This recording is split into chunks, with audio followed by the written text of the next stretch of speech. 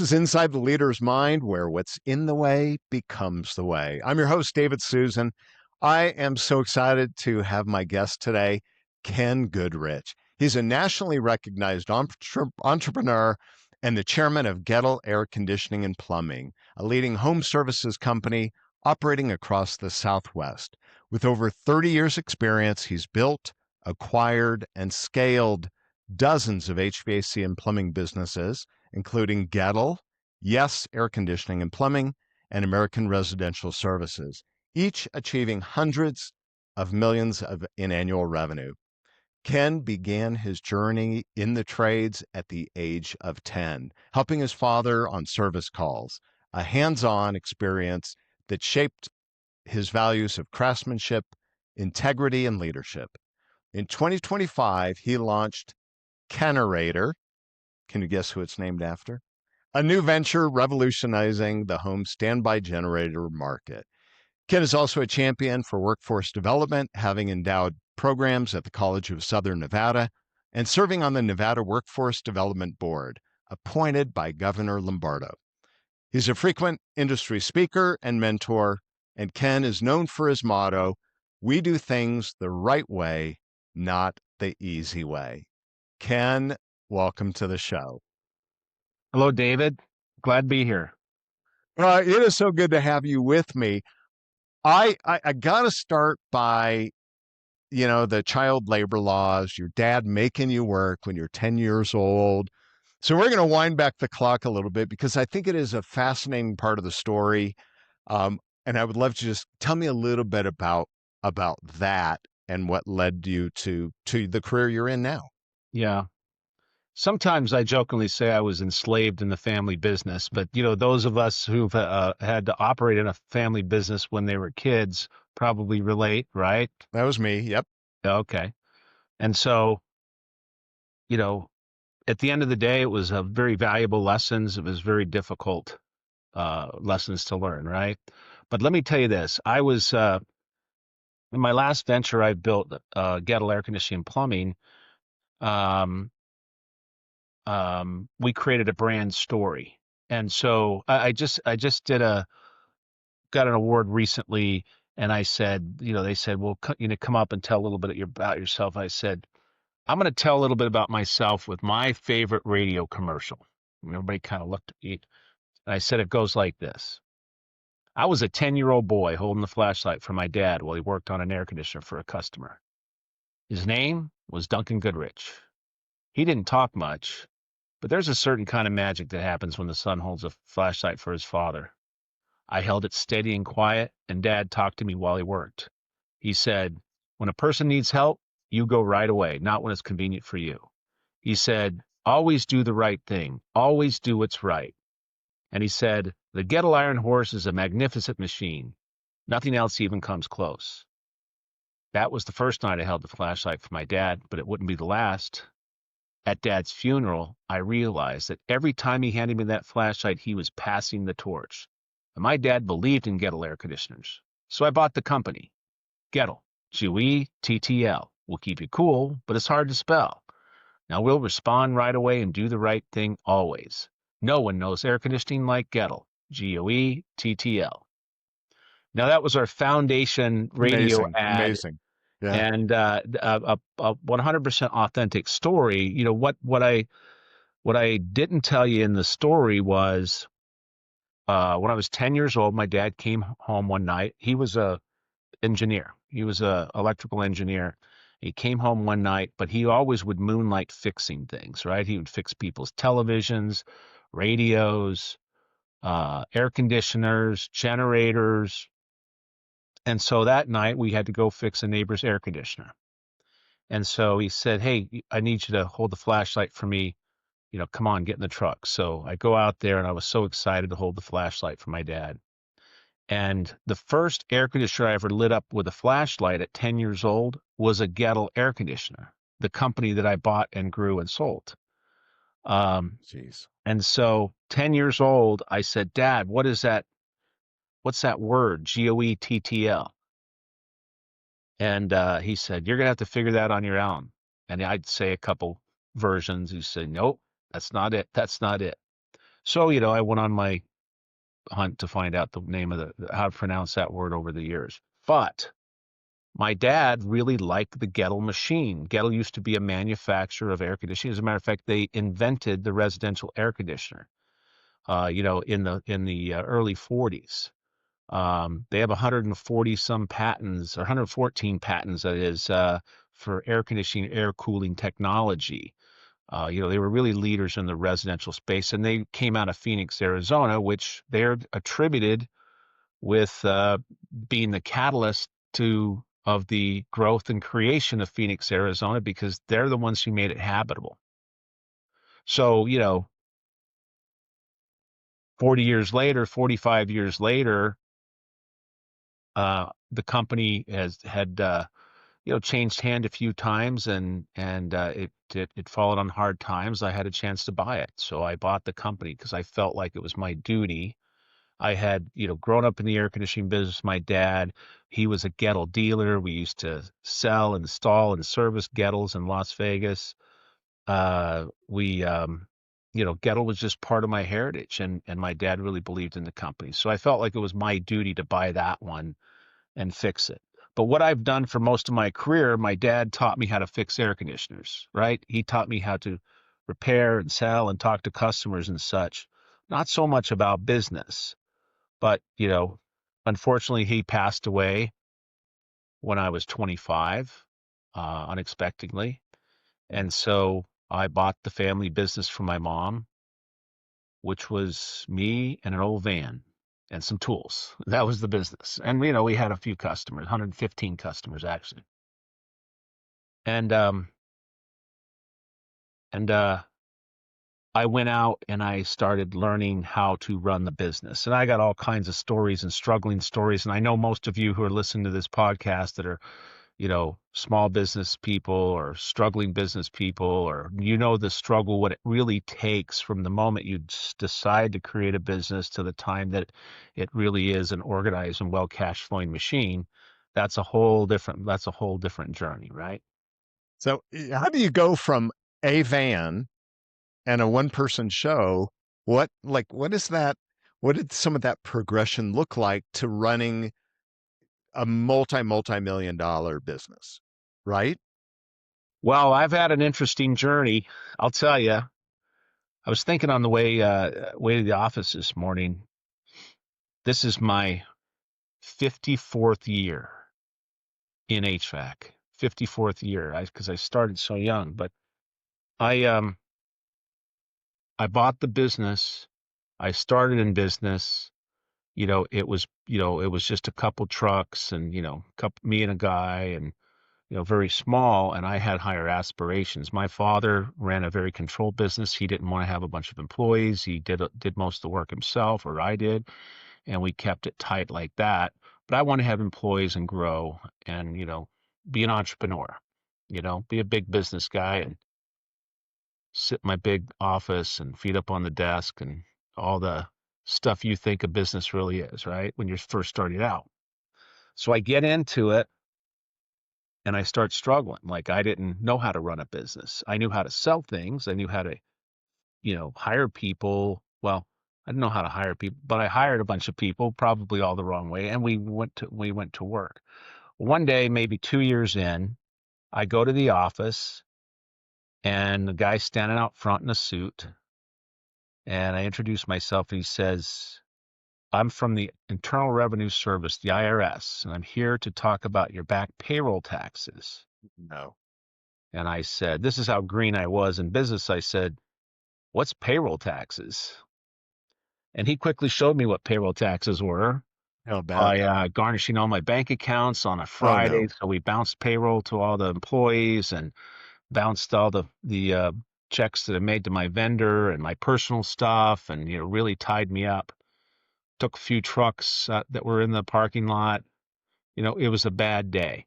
Because at this point you had grown to be how many employees probably I had at 30. So at so that it took me, I got the business. I started going out, and I started hustling. I started getting contracts and hiring people and, taking everything I could get and put a sales team together. And I was doing that kind of stuff, but really without any business foundation or not even really understanding the mathematics behind the business yet. And so I didn't even know about payroll taxes.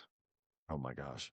So we went out and out of 30 guys, uh, 28 quit. 30 Oh, employees, 28 quit that day. And so, the business had pretty much blown up. And I had two people that stayed. One was Vince, and he was a little older than me. He was a Vietnam vet, and he said he had to take some medicine because of a condition that he got fighting in Vietnam called shell shocked, mhm. and he had to shoot something up every day. Oh my gosh. So turns out over time we found out that was heroin. Oh, He was really good when he wasn't doing that, but that's what I had. And then I had another technician who actually was a very good technician, but he was a little person tech because you know, I was a young guy and I thought it was good to have a little person on the team. So it was really, these two people that probably couldn't get a job anywhere else were the only ones who stuck with me. And I had the IRS saying, now we want weekly payments until you get caught up, or this is going to happen and this is going to happen. And, I was in some really tough times. So every was day, let me just say this. Every day I'd go out, sell a job. I had $3,000 cash that wasn't in the bank. It didn't get taken by the IRS. Nobody would take my checks, the vendors. So I would just go and buy the materials I needed for the job. And Vincent, the little guy, would go put them in. And then I'd go back, collect. Next day, go sell another one. And we just do that routine. And it took me about 19 months, I think, to dig out of a pretty, couple $100,000 hole back in the 80s. But I did it and I got it out. And in the meantime, I found this book called The E-Myth by Michael E. Gerber. The E-Myth Revisited, actually. So by Michael E. Gerber. And the caption says, Why Most Small Businesses Don't Work and What to Do About It. And I thought, well, this sounds like a logical place for me to That's start, right. right? And I was Number reading one, make your payroll payment, your yeah. tax payment. There you go. And so I started reading the book and I'm like, this guy had to be following me around because he literally knew every stupid thing I was doing, right? But it really opened my eyes on, what is a business? And I found out from reading it, a business is not the work. It's not the work or the service that you provide to the customer. That's one piece of it.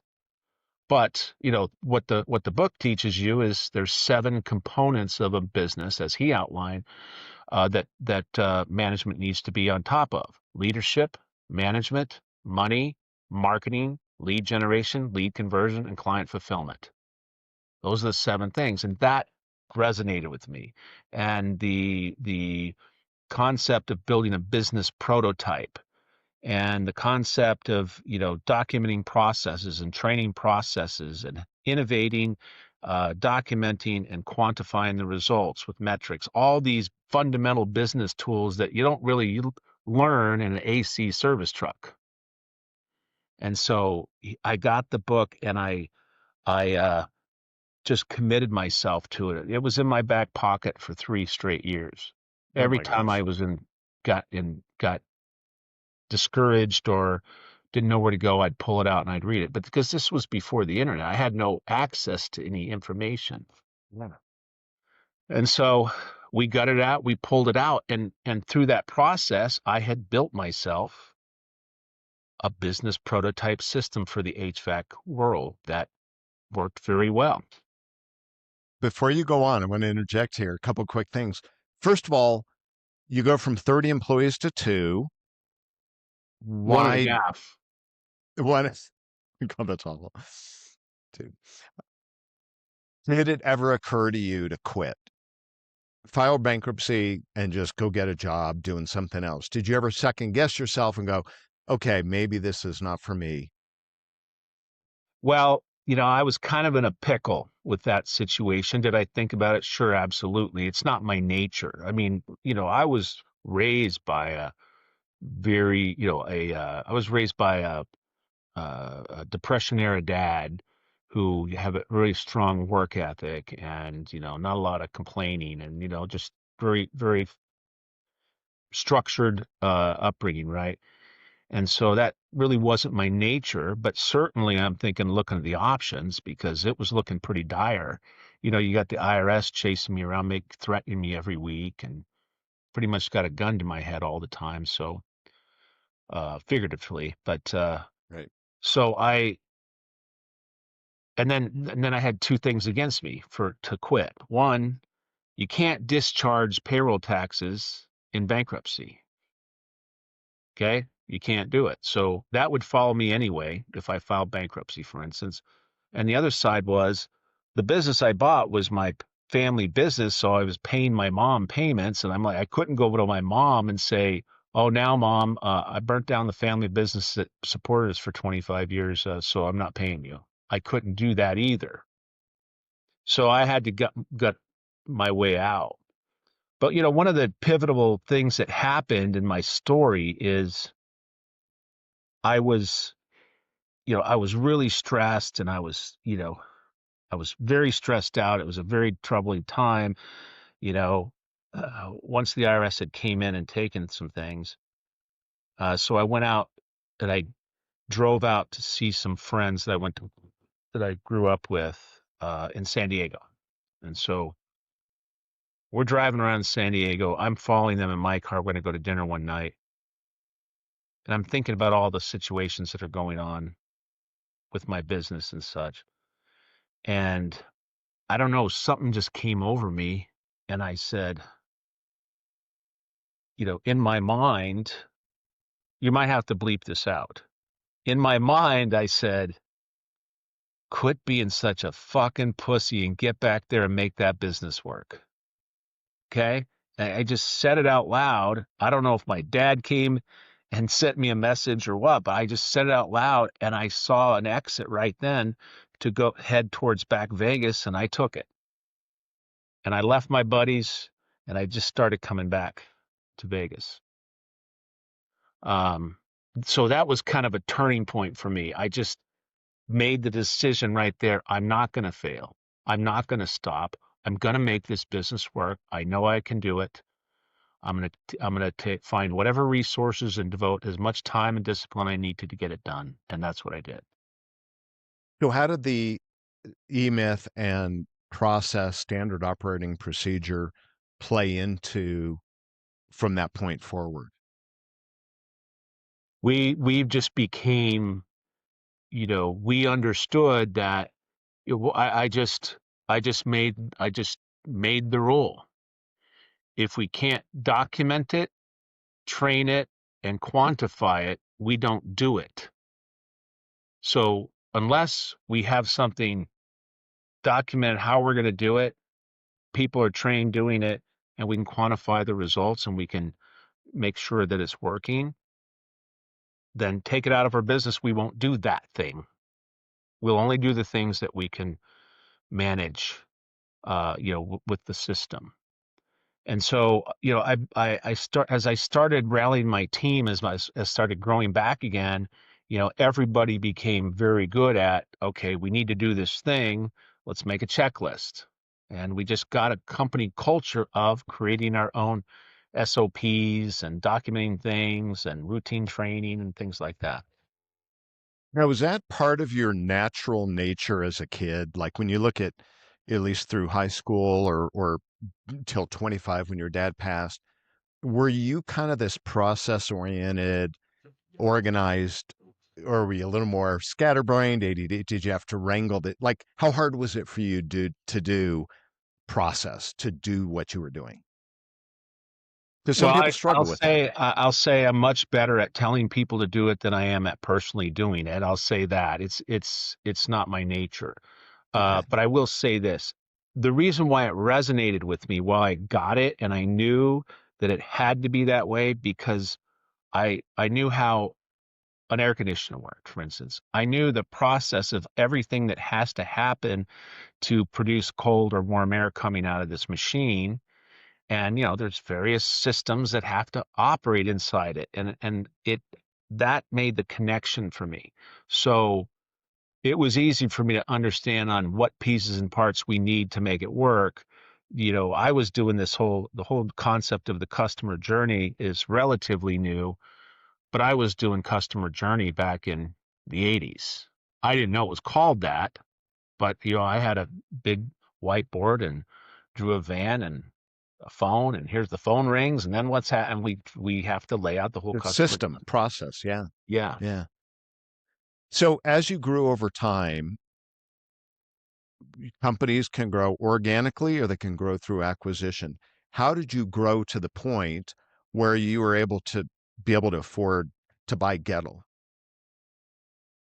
So I get to the point. I pay off the IRS. I understand the system. I understand the prototype business system, and we're building our prototype business system. And then we start to really start to pull ahead of the competition. I had restored my reputation with the vendors. They wanted to deal with me now. I had restored my reputation with the labor forces. So, people would feel comfortable working for me now because I knew I wouldn't bounce their checks, and, so I had a pretty good routine going. But what I started doing was, and so we started to organically grow and take market share because we just had a system. We just were doing it better and more efficient. Well, then I came across. I'll tell you this part of the story by telling you a story. So when all this is going on, one of my competitors passes away. Right, this is 1989, I think. One of my competitors passes away, and I'm driving my truck, and I'm thinking, wonder how I could get that guy's phone number.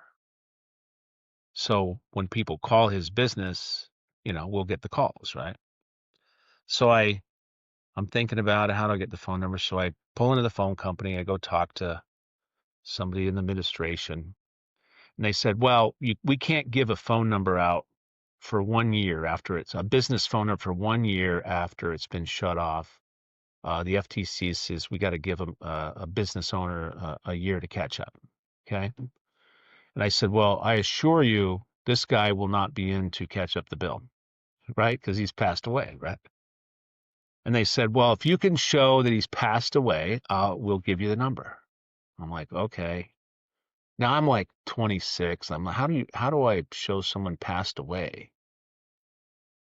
So I'm asking around. Some guy says, "Hey, go to the health department and you can get a death certificate. It costs $7." I said, "Okay." So I go down there, I get the death certificate, bring it down to the phone company. They seemed a little agitated that I'd taken it that far, but they said, "Okay, well, we'll do it."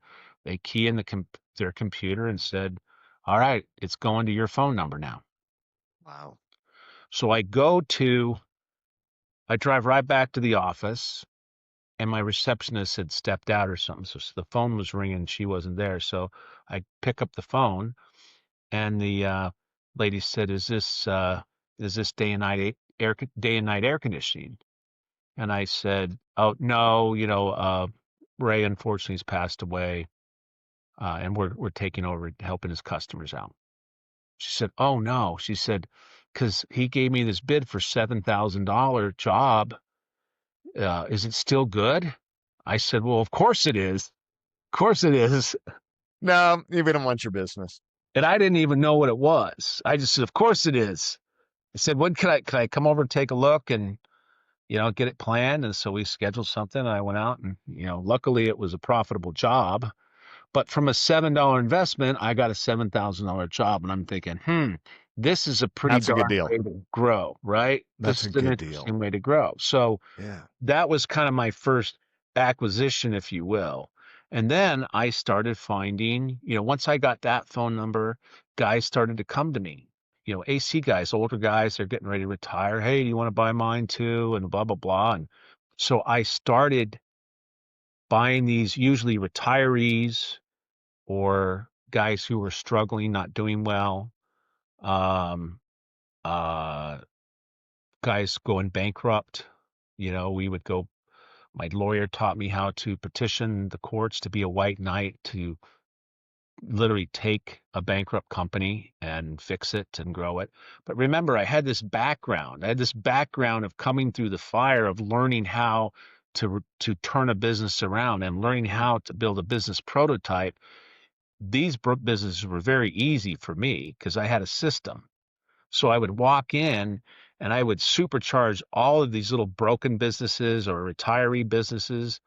Um, I would always 10x minimum their revenue. If they were doing 300,000, I'd do 3 million with the same business the same year because we had a system.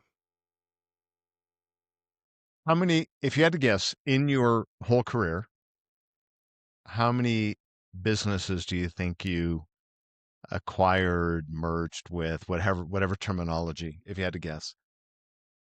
I mean, I've done everything from that one phone number, and I've had hundreds of phone numbers. Okay, buying hundreds of databases of failed companies. I don't know, maybe.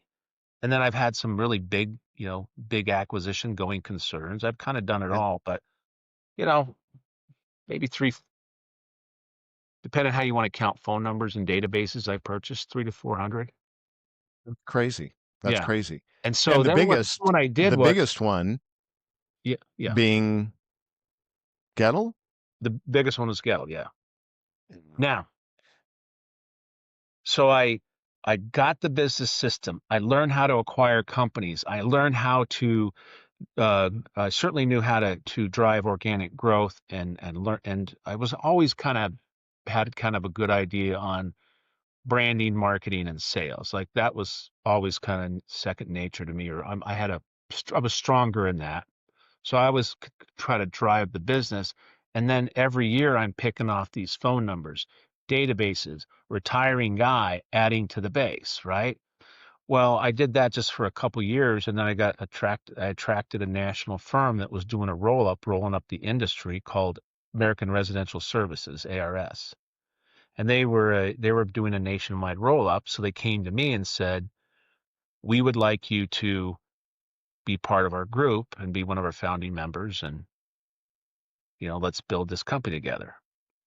So this was my whole business plan, though. At this time was I was gonna I bought the business, I was gonna grow it, I was gonna organize it, and I was gonna sell it, and then I was gonna go try to do something new with my life because I'd been in air conditioning since I was 10, right?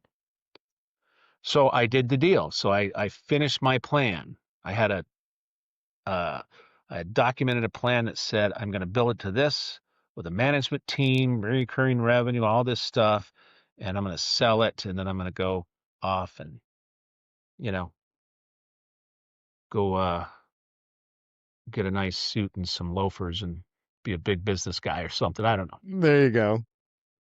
So that's where I started going, and so I sold the business there. But then when I got to that business, these are the guys who created waste management, for instance. They were big, sophisticated, entrepreneurial corporate business guys, right?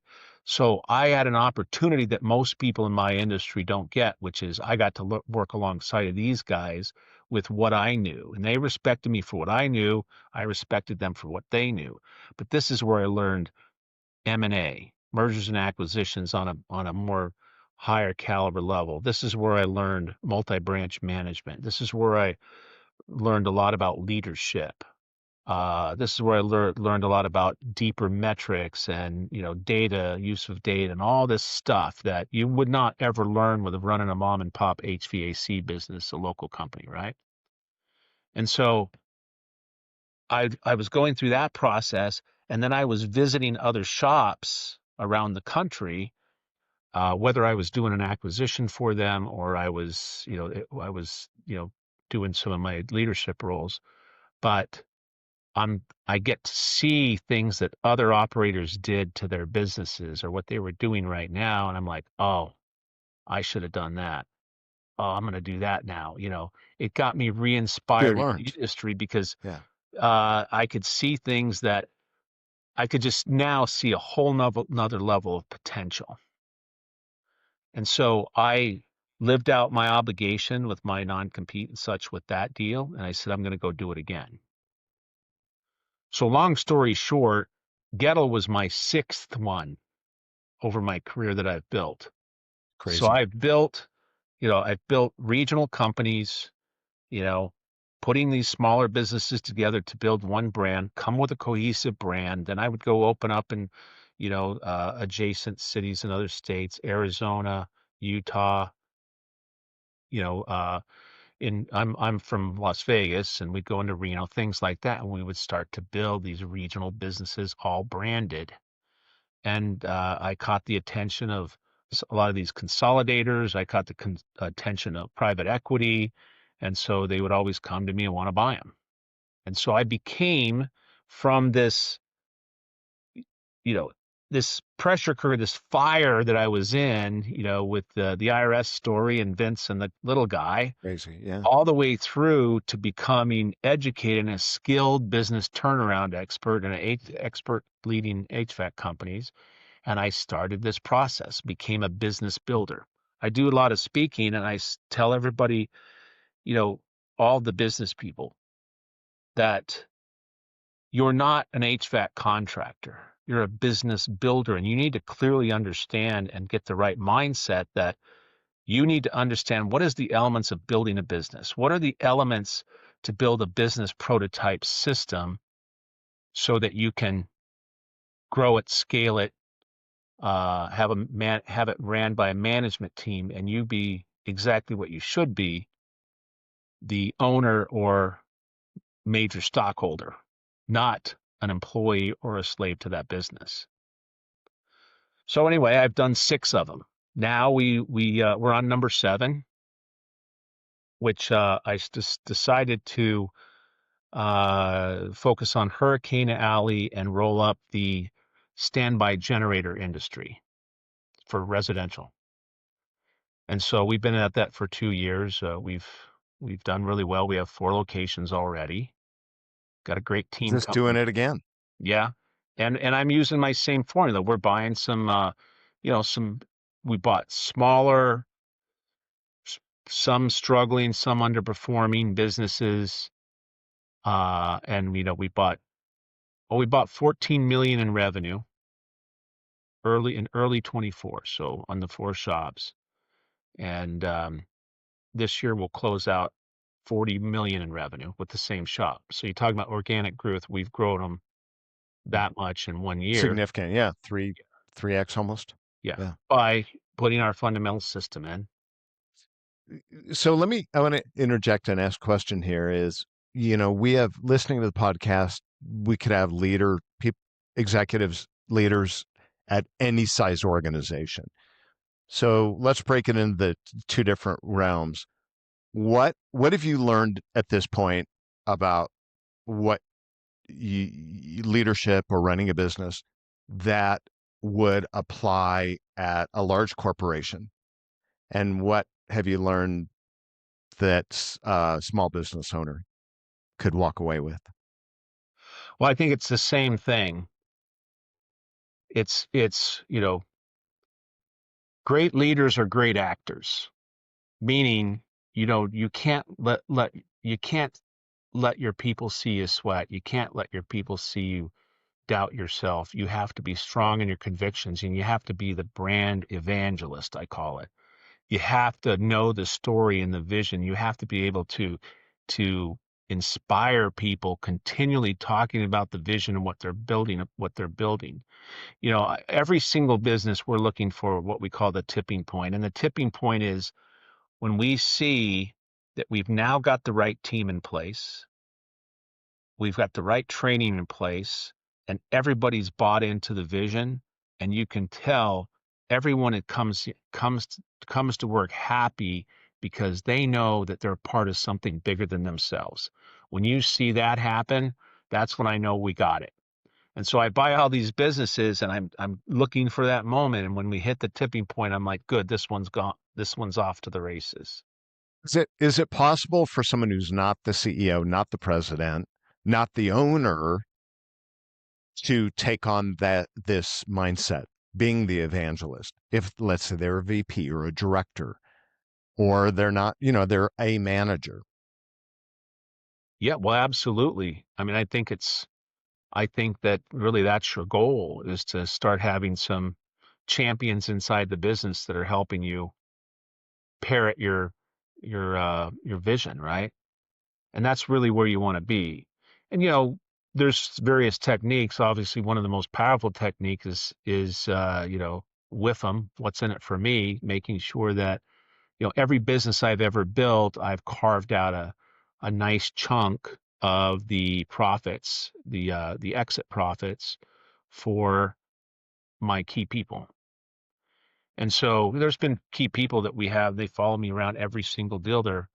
These were, you know, worked admin in the office or AC technicians or, a middle manager, all of which now are all multimillionaires from our various deals and our successes. That paying it forward like that is amazing. I want to ask you, what is something you believed early in your career that you now realize is completely wrong?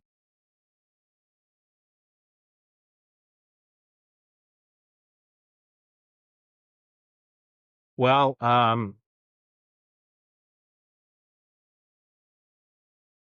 lots of things. Let me see what I can come up with. I think that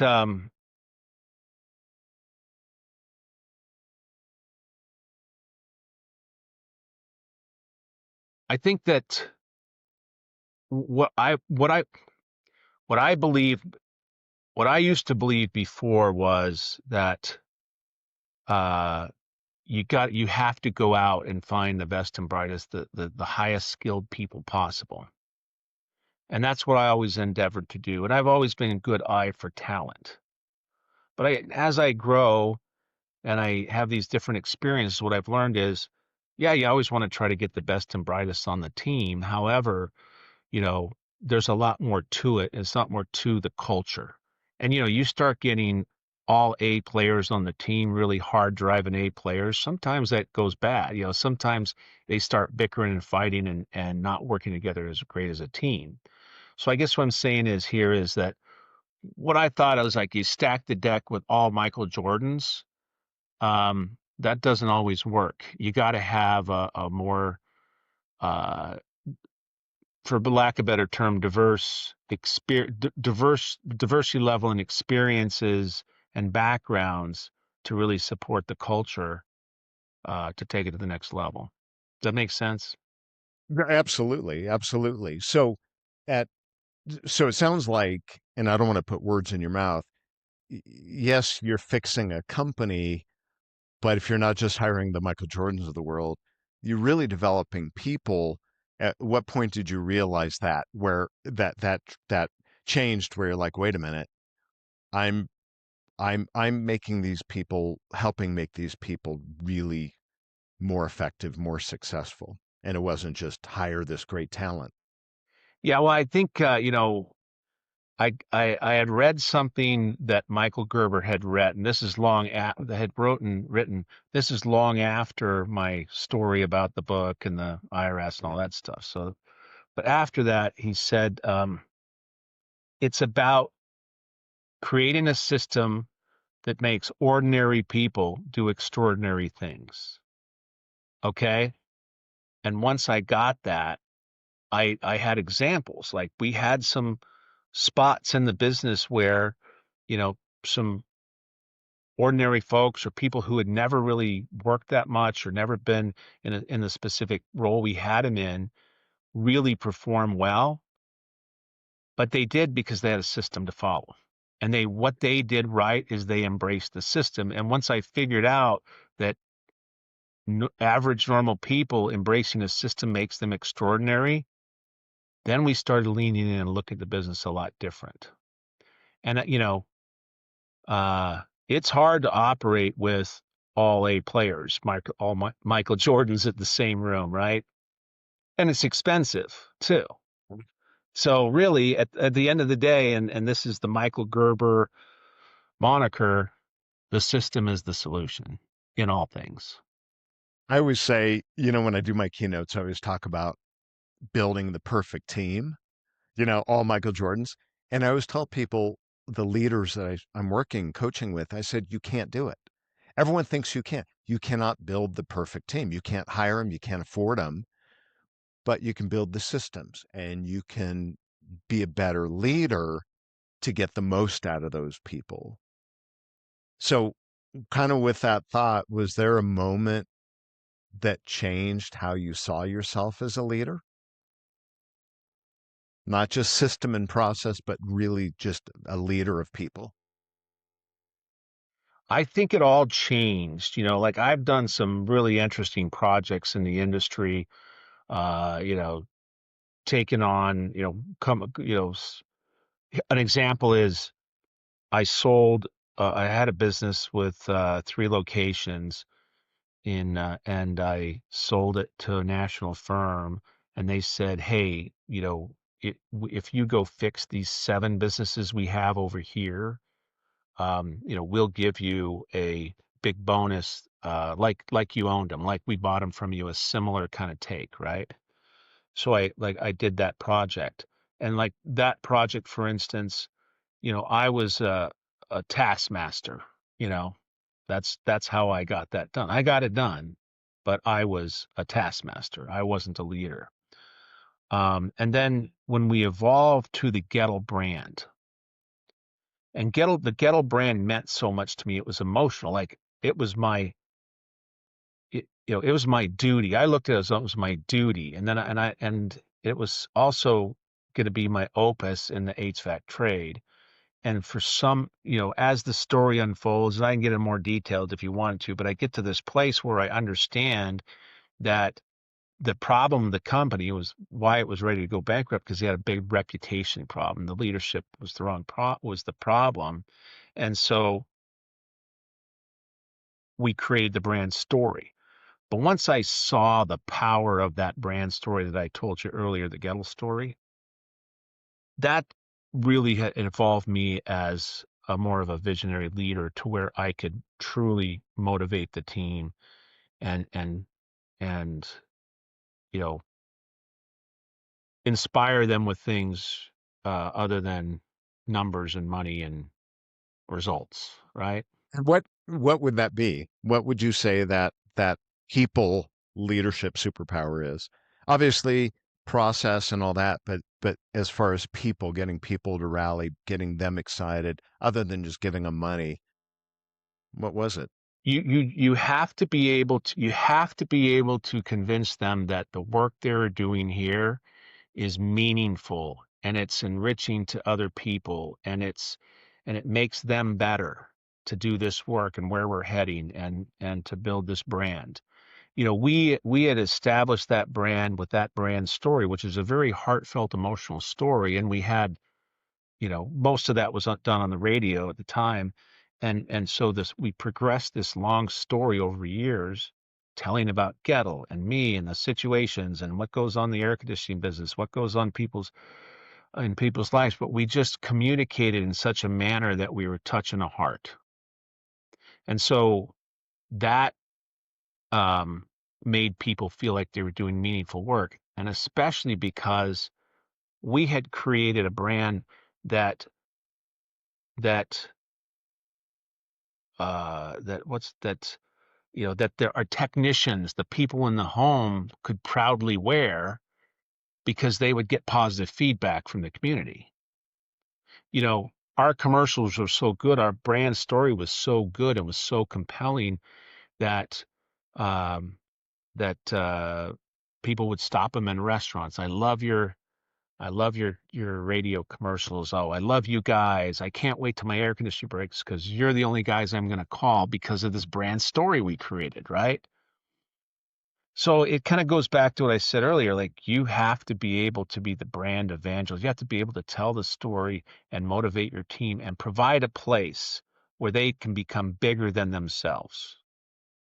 Uh, is that possible In your mind, is that possible in almost any kind of business? Picking up trash, selling widgets?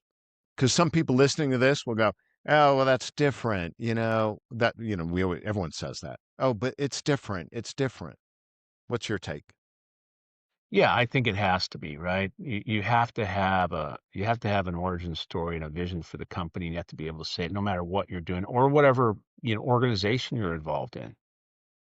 Um,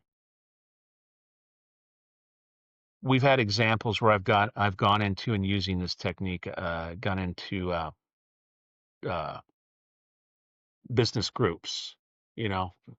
In this particular case, when it mentions a HVAC business group in business owners group in Las Vegas, and it was struggling, and it was, time for a change, and all this stuff went on. But so I went up through the ranks and the on the board roles, and then I became the chairman, and I started painting the vision for the team, and I did everything that I'm describing here, and I started talking about the heritage of the organization, what it meant to people, and what we do for our our brethren in HVAC and all this kind of stuff. And over time, I rallied the support.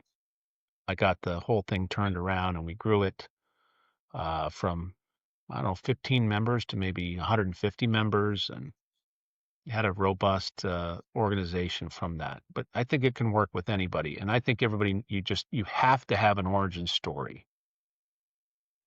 I got to tell you, in the beginning, when I'm struggling,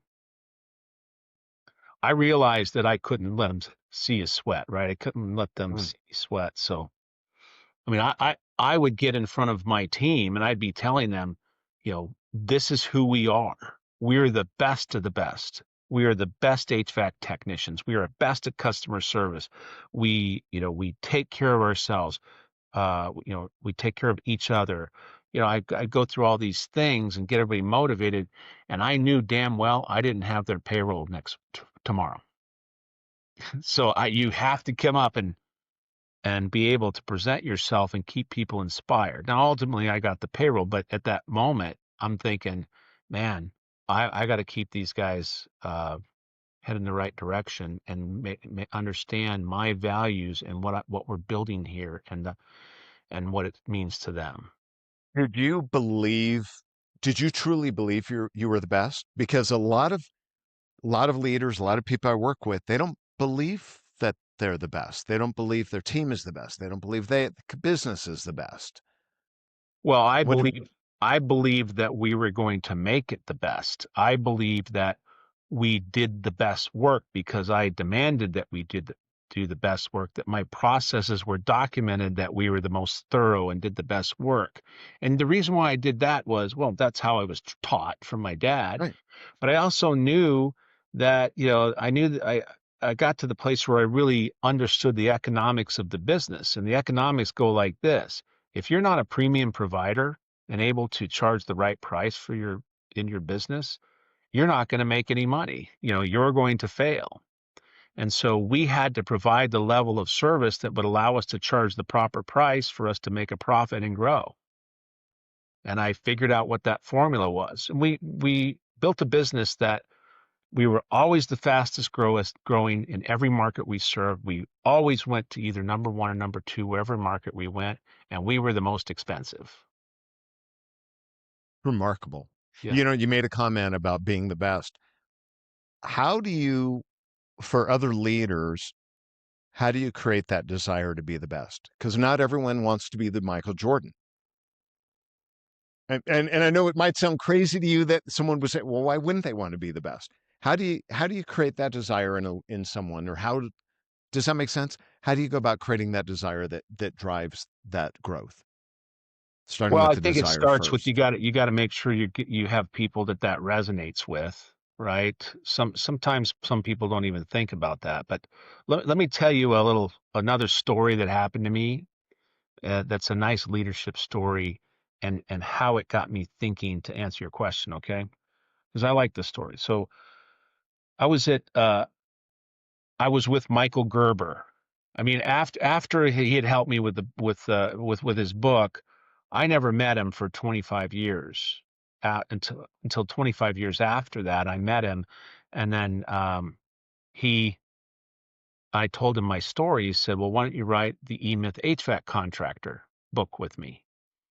And I said, "Well, I'd Cool. be honored to, because to me, he was my mentor. He was the Right. guy who brought me all the knowledge that I needed to do everything I was doing." So I did that. I wrote the E-Myth HVAC contractor with him.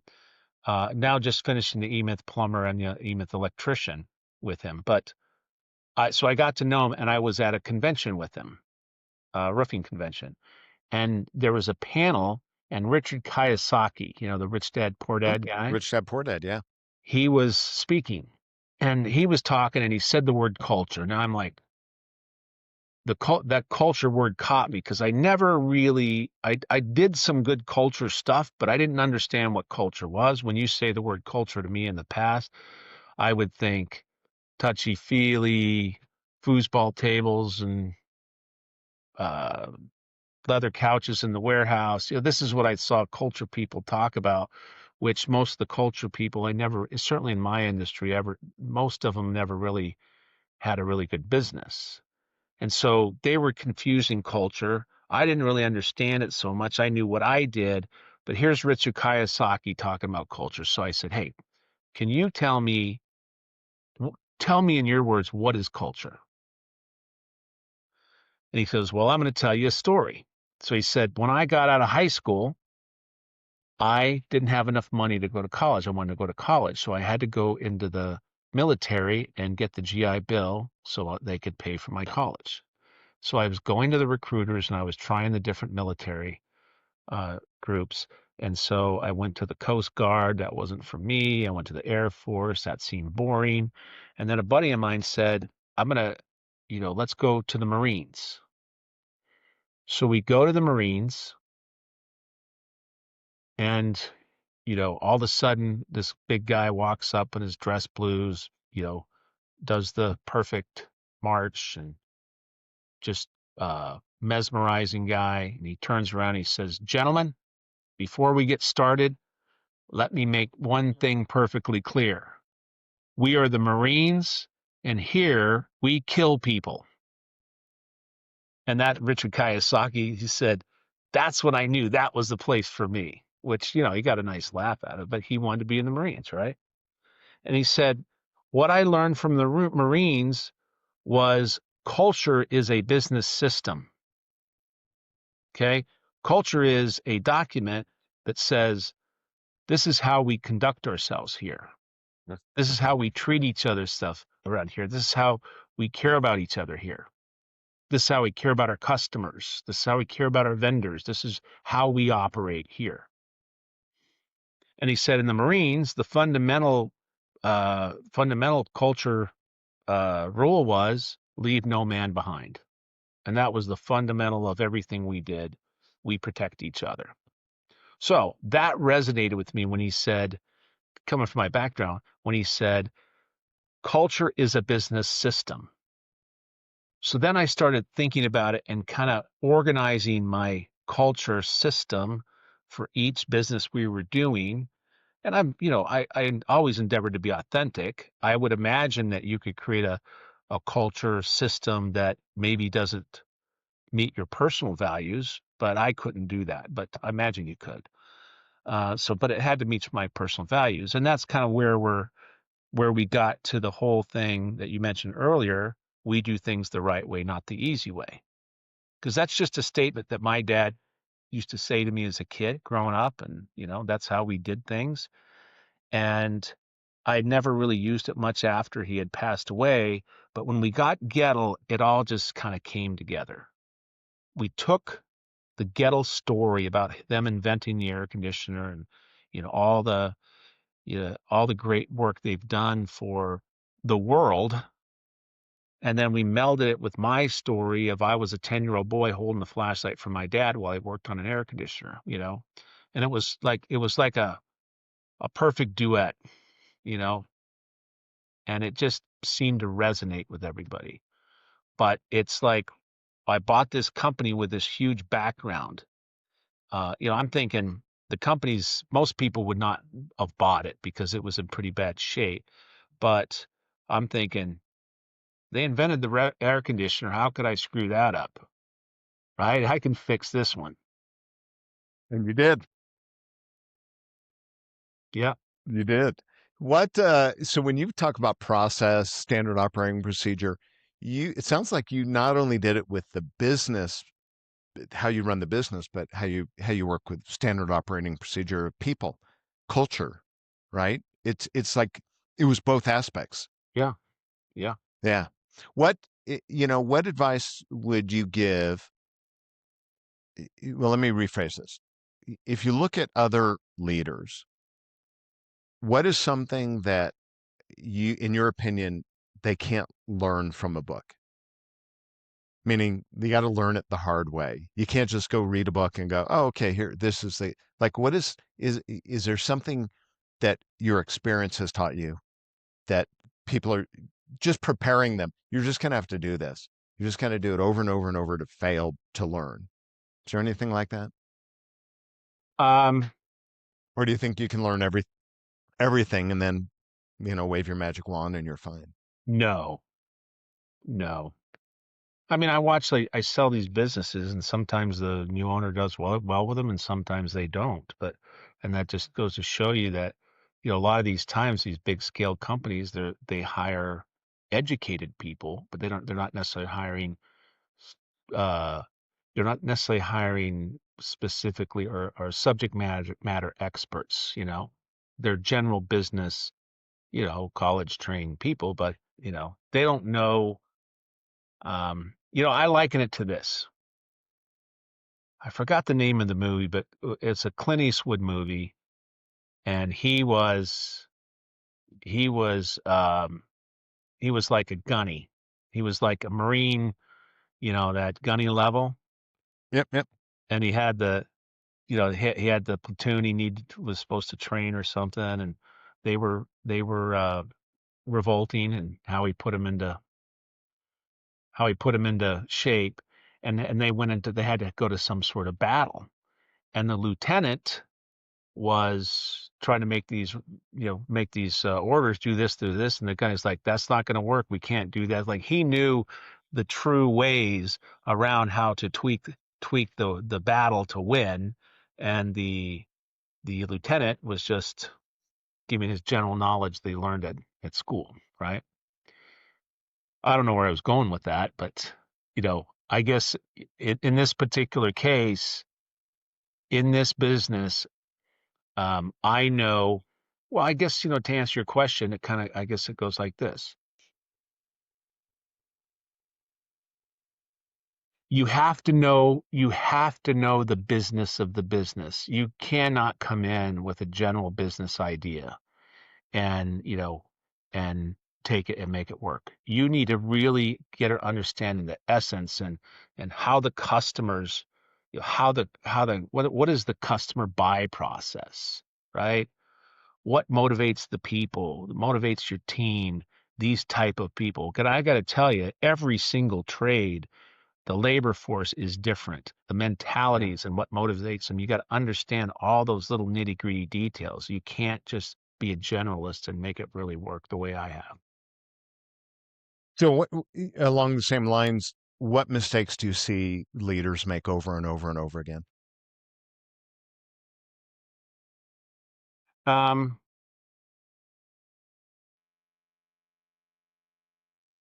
I think, I think a lot of leaders are coming in, like I said, especially with all the scaled up private equity acquisitions are coming in from the general business knowledge, but they all they focus on is the data, the numbers. And while that's valuable, that's an important thing, you really need to understand everything we've been talking about today, the people. We are in a people business, and you need to understand the people and how to relate to the people and how to inspire, motivate those people.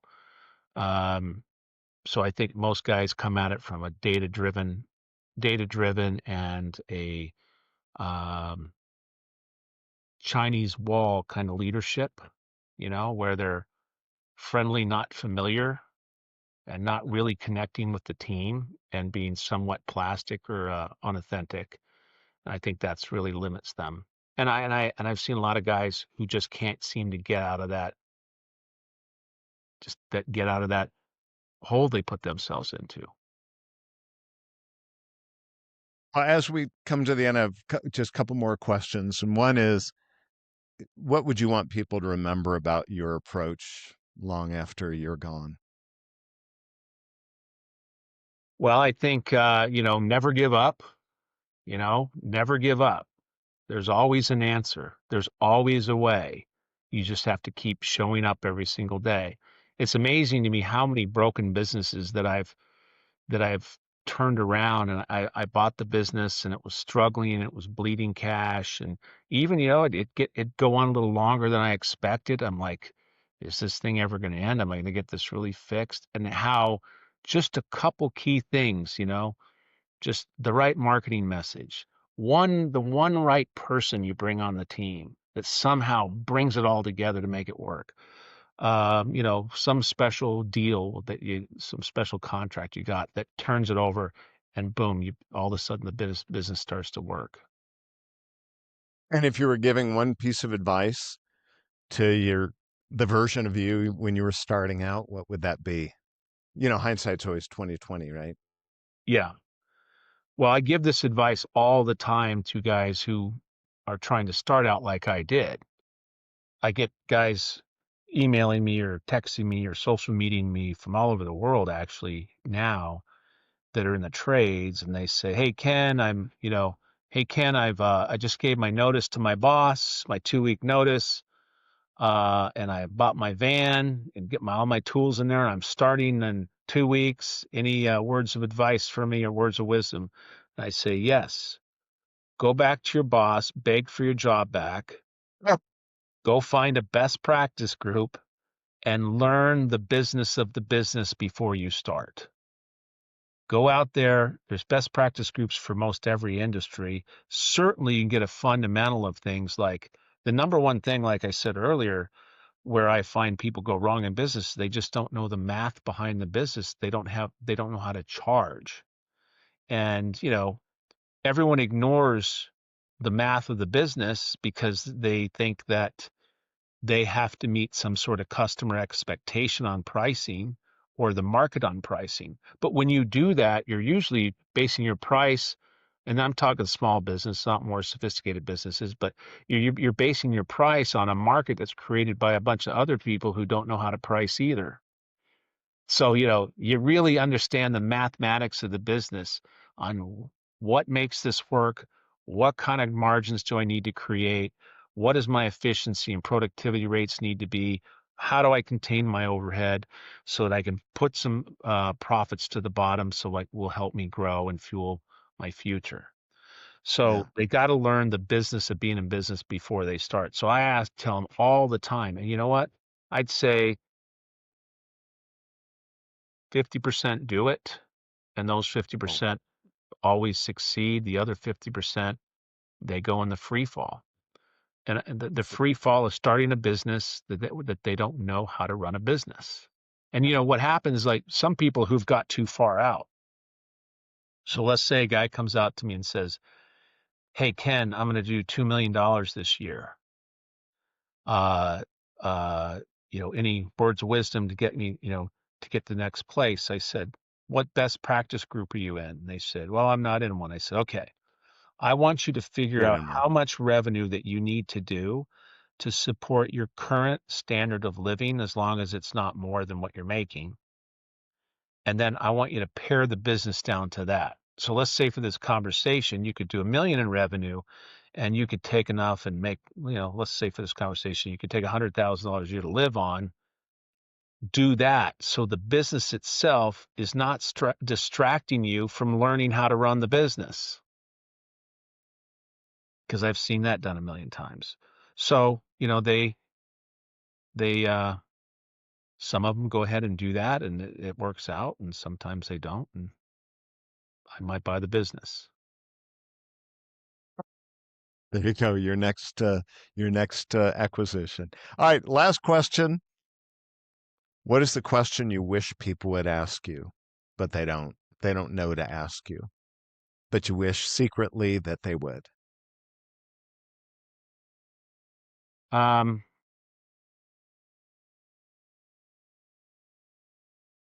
was it worth it? Was it all worth it? I mean, I've done some pretty astonishing things in terms of in my industry, and certainly astonished myself anyway. But I became a business builder, and I built these companies. I built fantastic teams and great outcomes, and great stories on every single one of the ventures. Um, but I asked myself routinely, was it worth it? And I'll say, for the most part, it was. I think absolutely. I've had a great adventurous life. I've had a nice living, taking care of my family. I've taken care of a lot of families. I've been a great leader that allowed people to uh, create outside lives themselves that normally wouldn't have the opportunity. Helped build the industry, things like that. Sometimes I'll say, though, you look back on it and say, man, what did I miss out on? Because owning a business and leading a company, you can get sucked in. You can get sucked in, and it becomes the only thing in your life that you think about. It consumes you, and then that's time away from your family and distraction from your family and things like that. Now, I would say I'm here to report that I did pretty good. Like, my family's great, my children are great, my wife and I've been married for 35 years. All that's come together. But sometimes I think about, like, if I were to tell people starting out, you know, uh, how, how to approach it so that they don't get to the end of the road and go, well, that wasn't worth it. One thing I got to say, though, I was so fortunate that I, that I had in my couple years of college, I had picked up some things or here in the classes I went to, and I understood this, that a business is the goal of a business leader is to enhance shareholder value, and I happen to be the shareholder too. And so I understood that building a business is about building something of value. And so at first I struggled, I didn't understand it. But then as soon as I kind of got the Gerber stuff and I started to understand that, I started building businesses and really looking at them as, what are they worth today? No different than if I was a real estate developer, I had a piece of land and I was improving the land to increase the value, right? Um, and so I attacked it from that front. And when I attacked the front one, the first one, I had a goal to sell for $1 million, $1 million in 1990 something, and because I thought that was a lot of money back then. And but we sold that one. We sold for six, our first business, and various things. And you know, over the course of time with the transactions we've done, we've created over $1 billion in value in HVAC companies, uh, in the exits. Remarkable. Yeah. Absolutely remarkable. Well, you're a remarkable individual. If someone wants to learn more about Kenerator, your new business, or yourself, what is the best way for them to reach out to you? Well, they can go to Kenerator.com. Now, let me tell you the quick Kenerator story. When I was a kid, my dad, like I said earlier, was MacGyver. He could fix anything, right? So I was always kind of having to carry the tools and do this stuff. And one of the things he did fix was generators. At that time were commercial, but and every time he would get them running, and I'd be there, it was like, it's pretty. If you ever been around a big industrial generator when they start these 16-cylinder monster engines, um, it's fun. But these big things start up, and you hear the rumble in your chest. And every time that would happen, my dad would give me a high five and say, "You're the Kenerator." So when I got into the business, I thought, well, I'm going to build a brand around Kenerator generator and tell my story. So Love it. anyway, that's how I got to Kenerator. I have a website, kengoodrich.com, and certainly on LinkedIn and such. All right. And I'll put links for all of this in the show notes. Okay. Okay. So, Ken, thank you so much for sharing your story and sharing your insights with our audience. You've been fantastic, and I'm was thrilled to have you with me today. So, thank you very much. Yeah, glad we could talk. Nice spending some time with you. Absolutely, folks. That this is Inside the Leader's Mind. I'm David Susan. Thanks for being with us. Please subscribe, share, and thanks for being with us. We appreciate you listening. Take care. Bye, Ken.